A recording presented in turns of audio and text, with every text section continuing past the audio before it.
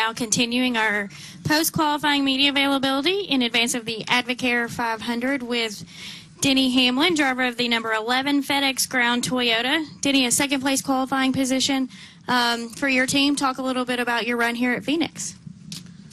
It was today was a pretty big struggle. The qualifying run was, a bit of a surprise, but we were, top 10 in our mock runs with what I thought, the balance was really, really bad. So I thought that we made some good strides. Obviously, it's still early in the weekend, but things are looking good.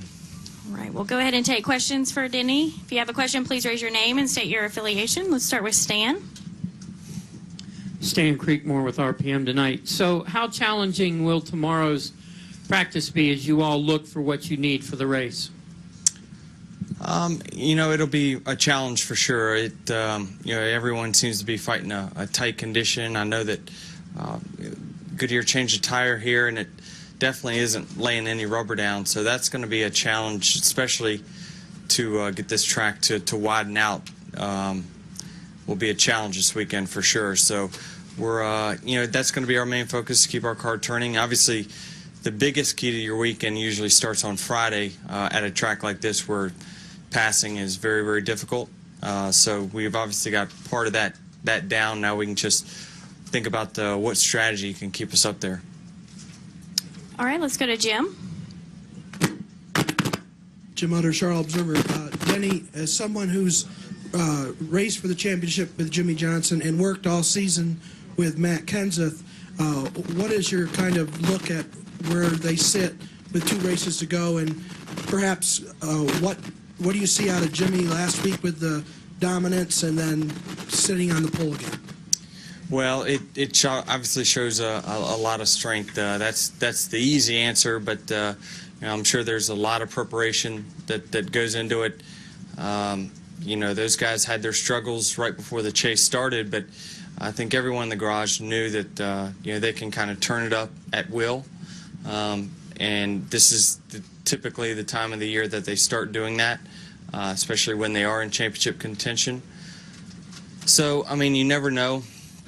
They're one of the very few teams in the garage that can win at every type of different racetrack that we go to, and obviously, from the standpoint, I know how hard Matt works at studying notes and video and things like that, and I know that what I did in 2010, but we for the most part outran Jimmy in 2010 on the racetrack.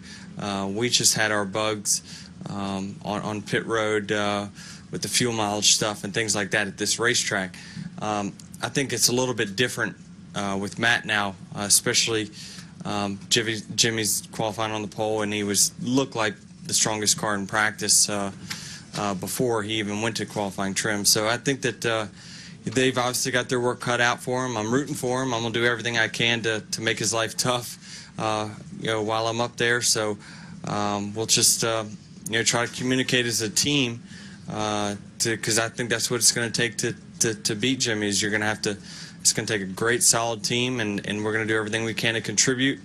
And that Matt needs a few things to fall his way. Like today, if the roles were reversed on their qualifying draw, I don't think Jimmy would have got the pole, and obviously wouldn't have had the #1 pit stall. And then that, he's already got a huge advantage now for Sunday for that. So, it wouldn't have put Matt necessarily on the pole, but it would have kept, I felt like, Jimmy off the pole. So that's just one of those bad luck things that, is kind of just fell in their favor so far this weekend.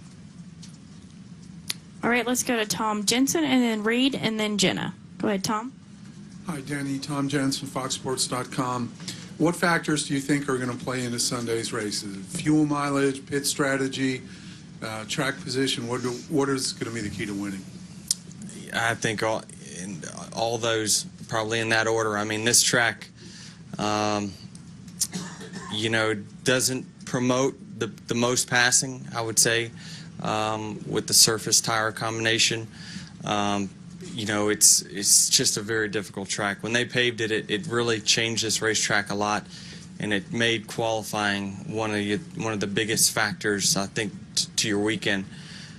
That being said, you know, the 99 only put, well, I don't think he changed left side tires at all, actually. The entire race here in the spring, the 48 did once. And so that just tells you that track position is going to be king.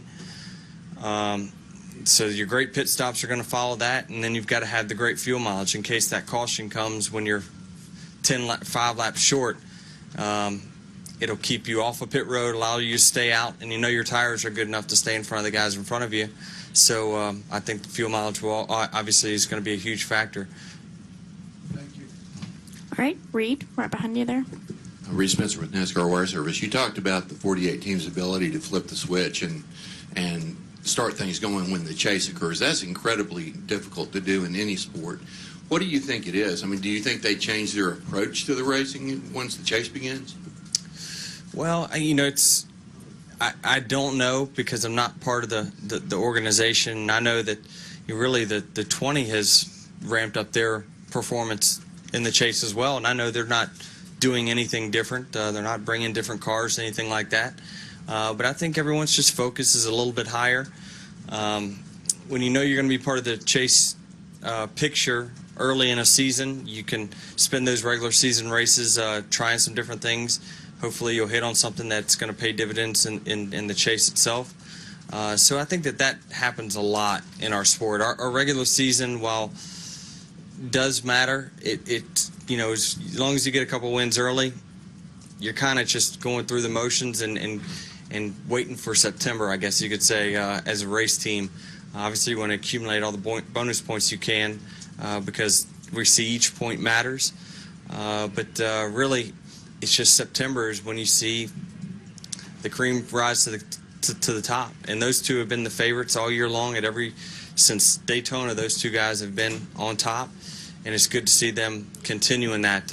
You know, like Matt said probably a few weeks ago, you don't want to see this end with somebody having a mechanical failure. You hate to see our championship kind of decided by that. So hopefully they have the chance to race it out, and you know, Matt comes out on top. All right, let's take our final question from Jenna. AP Jennifer, you sort of just answered, I guess, the question I was going to ask you.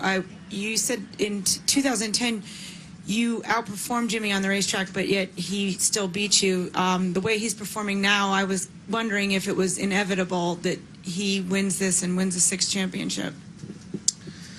Well, I'd say from the outside looking in, it's very easy to assume that, especially that you would think that, you know, he has 2 opportunities to struggle on any given race weekend, and he's going to, you know, need to have an off weekend. When I say off, finish 5th, 6th to give Matt a honest shot at beating him. You already know one weekend, which is this weekend, is pretty much crossed off as far as being an off weekend. What I saw on the lap tracker, I saw the 48 was the strongest. He backed it up with the qualifying run. So now that kind of takes it to, well, you know, unless luck plays a factor and Jimmy has problems, pit road maybe. Obviously, they had some struggles last weekend. Anything can happen, obviously, and it's not a given that Jimmy's going to go out here and dominate this race this weekend. But I would say as long as nothing dramatic happens and he doesn't have any bad luck, he's more than likely going to be in the top 3 to 4, which is going to make it very, very tough on Matt, even if he goes out there and finishes 1 or 2 spots ahead.